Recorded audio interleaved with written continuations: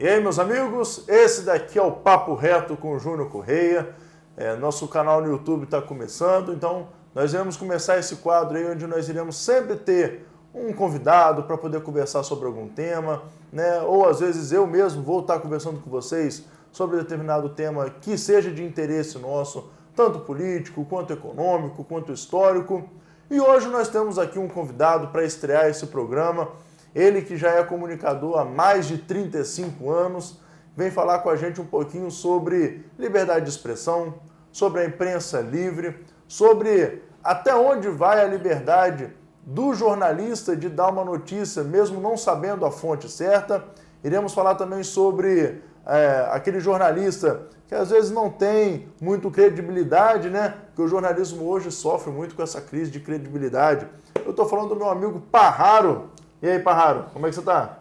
Alegre, uma honra muito grande estar participando aqui do seu programa do YouTube, que já está fadado ao sucesso, né? O nome que você escolheu, perfeito, Papo Reto, do seu jeito, né? Falar direto com as pessoas. Alegria estar aqui com você. Obrigado, Parraro.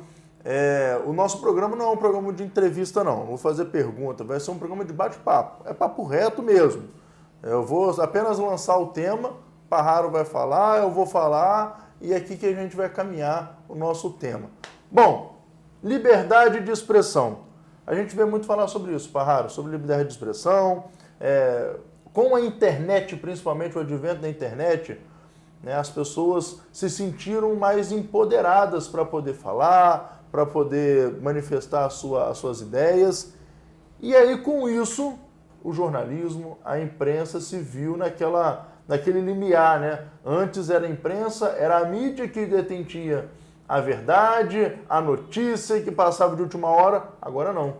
Agora está nas mãos do povo também esse poder de trazer a notícia, de poder falar aquilo que acredita. Isso gerou uma certa crise, né? Sim, no jornalismo. Sim. Afinal, o jornalismo, né, o assunto de credibilidade passou a entrar em voga, né? Porque agora quem tem credibilidade? Aquele cara da rede social ou o cara da mídia? O cara da rede social, ele fala sobre os assuntos do dia a dia, ele está ali presente no assunto. O da mídia não, ele está no estúdio, ele está na relatoria, né? E como é que fica, Parraro? Você aí que passou por todo esse processo. Eu acho que a comunicação, ela passa por um processo, nesse momento, e você colocou muito bem aqui na abertura, porque antes nós tínhamos uma comunicação de mão única. Você falava, você mostrava, o ouvinte, o telespectador, todo lado, absorvia aquilo, aceitando ou não, acreditando ou não, mas ele não tinha como ele perguntar, questionar. Isso mudou. A comunicação, no geral, ela hoje é que a gente chama de interatividade. Você fala, o outro rebate, você fala em cima daquela réplica do seu ouvinte. Aguçou o debate, né? Aguçou o debate. E a internet, ela proporciona isso. Por isso que as pessoas... Tem que falar, a televisão vai acabar, o rádio vai acabar. Não, não vai acabar. O que já acabou é o chamado analógico, que é essa comunicação que hoje as emissoras de rádio e as emissoras de TV, elas continuam fazendo, que é essa comunicação que só ela fala. É quase padrão, né? Isso. Eu tenho dados, informações. Em 2012, a nossa região, 79% da população ouvia rádio. Hoje, 50% da população escuta rádio. Rádio é o aparelho rádio. Por quê? Porque a comunicação hoje é diferente. As pessoas, elas não querem mais só ouvir. As pessoas, elas não querem mais só ver. Elas querem opinar, gente. Elas querem falar. Sim. Elas querem discordar do Parraro. Elas querem discordar do Júnior também. Elas querem isso, essa interatividade. Isso para a democracia. Isso para a comunicação, isso é um ganho fantástico desde que você compreenda isso. E eu vejo muito isso, Parraro, que você falou, essa forma analógica que você fala, né? Essa forma padronizada que a gente chama da grande mídia, a mídia Sim. tradicional, né? Porque antes você tinha lá o Jornal Nacional, você tinha o William Bonner, ele passava era decreto, virava lei, não tinha questionamento. Agora, com a internet, não tem mais essa. Não tem mais não. Aquele videozinho lá do William Bonner, da Fátima Bernardes, do Cid Moreira na época passando, hoje em dia, meu irmão, o cara colocou uma notícia, o cara está questionando embaixo. É isso aí. Da onde que ele tirou esse dado? E muito disso, quando é mentira, o cidadão lá daquela comunidade de onde nasceu aquela notícia fala, não, isso não é verdade não, eu estou aqui, eu conheço, é João, e isso aí está errado. Isso me fez lembrar agora, tem até um meme aí na internet, né? A foto do rapaz e a notícia assim, né? De que aquele rapaz, ele tinha sido brutalmente assassinado. Aí a pessoa embaixo, não, brutalmente não. Esse cara aí tava roubando bicicleta aqui, tava roubando carro, tava roubando... Então, assim, ela se tornou tão próxima nossa que você falar de uma censura... Hoje em dia, sim, a censura, se você fala de uma censura de leis, né, por que eu estou levantando esse tema? Porque sempre está em voga a discussão do marco, né, da regulação dos meios de comunicação. Hoje, na oportunidade que o cidadão tem de no YouTube, no Facebook, no Instagram, de poder dar a sua opinião, de falar aquilo que quer. Quando você fala de uma legislação que vai controlar, que vai regular aquilo que você pode ou não pode falar, é talvez a pior censura do que no período do regime militar. No período do regime militar, o cara ainda tinha dificuldade de pegar a gravação, de fiscalizar. Hoje em dia, com o algoritmo, a gente não pode falar certas palavras que a rede social já corta. Já corta. Ela mesmo já corta. Olha só o perigo que nós temos de permitirmos que terceiros possam dizer aquilo que eu tenho que falar. Né? Eu não posso utilizar, por exemplo, no Instagram, palavras como tratamento precoce, que o meu Instagram ele já me bloqueia. Ele já fala, não, essa informação aí, ela pode ser falsa. Olha só que perigo. A gente não tem mais a nossa liberdade plena. É o controle, né? É o controle. E por isso que a gente tem que estar sempre ali, vigilante. E isso, Júnior, sob um argumento de uma coisa que sempre existiu, que as pessoas acreditam, tem uma camada, né, na sociedade que acredita o seguinte, que a fake news, ela surgiu a partir do invento da internet, e não é verdade. A fake news, notícia falsa, ela sempre existiu, numa escala muito maior do que existe hoje.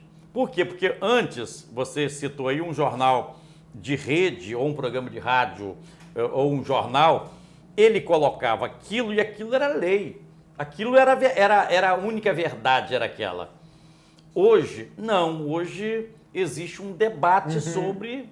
Né, o debate ele acontece, seja na notícia, na informação, e essa pluralidade de informações, de gente participando, discutindo, isso enriquece para chegar realmente na verdade pura que está ali. Eu não sei se você lembra, Parraro, mas você aí de casa, eu não sei se vocês lembram, o termo fake news, né, foi criado inclusive pelo Trump, na campanha dele, né? Quando ele chegou para a CNN e falou, vocês são fake news. Sim. Né, porque estava falando dele, estava falando de algumas informações sobre ele. Só que você falou muito bem, a fake news ela sempre existiu, a notícia falsa. Sempre. Quer ver um exemplo, um grande exemplo? E foi matéria, inclusive, do meu TCC de História, né? Foi, por exemplo, o regime de Vargas. 1937, quando Getúlio Vargas ele vê que as coisas não estão boas para ele vai perder a eleição, ele toma o poder com um golpe de Estado. Como? Ele cria um plano, chamado Plano Cohen, dizendo que tinha ameaça comunista de tomar o país. 8 anos depois, em 1945, descobriu que era mentira. Ele inventou aquilo e todos os jornais da época noticiaram falando que havia uma ameaça comunista. Hoje isso não aconteceria. Por quê? Porque hoje a rede social estaria dizendo, não é verdade não, isso não é real, isso não é verdade. Porque o questionamento que hoje teria, que não houve na época, faria com que tipo de atitudes como essa fossem barradas. A mídia, até um tempo muito recente, o cidadão ia na mídia, uma rádio, uma televisão, ele falava aquilo que ele queria falar, se referindo a um movimento ou a alguma pessoa, E aquele veículo também comprometido não dava o espaço, o direito de resposta para o cidadão. O Brizola sofreu muito isso. O Brizola sofreu muito isso com a Globo no Rio. Com a Globo. Muito, muito. Batiam nele, ele ia lá, não tinha o direito de resposta. Por isso que ficou aquele direito de resposta que o Brizola conseguiu no Jornal Nacional, onde o Cid Moreira teve que ler aquela carta, aquele direito de resposta, mas aí imposto pela justiça, depois de muita luta. Exatamente. Hoje a internet, meu amigo, você não precisa mais do Jornal Nacional para você saber a verdade. Ele fala, mas você tem as fontes no mundo todo. E hoje você coloca lá, palavra-chave, né? Direito de resposta, Parraro. Já aparece ali os vídeos, aparece o seu texto. E aí, Parraro, para a gente já ir caminhando aí para o final, vamos pegar agora aquela linha assim, né? A gente falou de fake news, nós falamos sobre liberdade de expressão, mas tem uma questão hoje, né, que é o que mais conta, que é o jornalismo independente e que é principalmente, né, o jornalista ter credibilidade. A gente vê muito hoje jornalistas de rede social que, vamos colocar assim, a grande mídia, a mídia tradicional, são chamados de blogueiros, né? Não têm o reconhecimento de serem jornalistas, mas que fazem um bom trabalho. Por quê? Porque tem credibilidade. Sim. E é isso, Parraro, eu acho que para todo jornalista e para todo trabalhador da comunicação é o que ele busca, né? É o ponto de encontro de todos eles, buscar a credibilidade. E você sabe muito bem disso porque você buscou isso a vida toda. Como que faz para ter credibilidade no jornalismo? É verdade. Principalmente hoje em dia. É muito difícil você ter essa... Porque os veículos, isso do grande ao pequeno, o veículo ele está comprometido com quem está no poder. Aquela rádio pequenininha no interior, na cidadezinha lá, ela recebe verba da prefeitura e ela não permite que alguém que faz uma oposição vá lá e fala. Que faça o contraponto daquilo que o prefeito está dizendo. Isso vale para os governos nos estados também. Os veículos, do pequeno ao grande, todos recebem dinheiro do governo do governador. E aí se você faz uma crítica dentro daquela emissora, aquele governador ou aquele governo, você não tem espaço. Isso para a democracia é uma desgraça. Isso para a democracia é terrível. Para a população, isso é terrível. E aí volta... Não tem um contraponto, né? Não tem um contraponto. É como se fosse a censura institucionalizada, né? Aí entra nosso assunto lá no começo. Aí entra a internet. Porque aí a dona de casa, que não é jornalista, que não é dona de rádio e que não é política, mas ela conhece a verdade porque ela está sentindo lá na pele. Aquilo que foi falar lá, é o médico que está faltando para ela. Quando você vê a mídia falando, olha, está tudo maravilhoso. Olha, esse prefeito é lindo. Não falta médico, não falta remédio. Aí as emissoras de rádio, televisão, jornais estão dizendo isso. Se alguém vai lá questionar na emissora, não vai ter espaço. Por quê? Porque está recebendo dinheiro público daquele governo, seja estadual ou municipal. Mas a dona de casa, a dona Maria, ela sabe que falta o médico. Ela sabe que falta o remédio. E aí ela entra na internet e diz, isso é mentira, porque eu fui lá e não tem. Olha a importância disso. Eu falo muito, né, sobre isso. Quando eu falo de credibilidade, né, se você estiver trabalhando com a verdade, você tem credibilidade. É isso aí. Ponto final. Se você estiver trabalhando, não precisa nem trabalhar com a mentira, mas se você distorcer uma vírgula da verdade, pronto. É isso aí. Hoje a rede social vai descobrir, ela vai te expor e vai criticar você na rede social e pronto, acabou sua reputação. Verdade. Então hoje em dia talvez é o período mais difícil para ter credibilidade, porque hoje uma fala errada você perde você tem que fazer todo um trabalho de recuperação, mas ao mesmo tempo cria uma baliza muito boa, porque a gente vai ter que prestar atenção no que a gente está passando, no que nós estamos falando. Né? Não tem mais essa de que, não, deu uma notícia errada, amanhã a gente lança uma notinha. Não, uma notícia errada hoje tem um poder de persuasão e de espalhar. Os virais, eles têm um poder muito grande, então tem que ter muito cuidado com isso. E você aí, ó, buscando aí a credibilidade, busca quem está com a verdade, né? Fica conosco, fica com outros aí que estão falando a verdade, que estão trazendo o debate, porque esses têm credibilidade. E todo mundo, Parraro, que está há 35 anos, todo mundo respeita. E todo mundo hoje tem como descobrir se ali tem a verdade ou tem mentira. Basta pesquisar. Basta né? pesquisar. Parraro, obrigado pela sua presença. Eu que agradeço, uma honra ter participado aqui desse primeiro programa inaugural. Sucesso para você, amigo. Sucesso. Obrigado. Obrigado a todos aí que nos acompanharam.